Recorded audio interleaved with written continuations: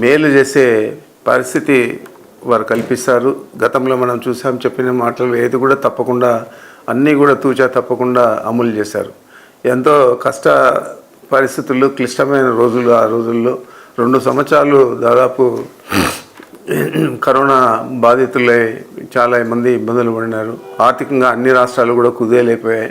అలాంటి పరిస్థితుల్లో కూడా చెప్పిన మాట పొల్లుపోకుండా జగన్మోహన్ రెడ్డి గారు అన్ని కార్యక్రమాలు కూడా అమలు చేశాడు. మరి ఈరోజు తేడా ఈ రాష్ట్ర ప్రజలందరూ కూడా గమనించాలా, ఆయన అమలు చేసింది ఏ విధంగా ఉన్నది.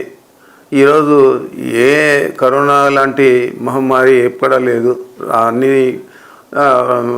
రకాల కూడా ఈ రాష్ట్రం సుభిక్ష వాతావరణంలో ఉంది. మరి ఇలాంటి పరిస్థితుల్లో ఇంత దుర్భరమైన ఆర్థిక ఇబ్బందులు ఎందుకు ఎదుర్కొంటా ఉన్నాం?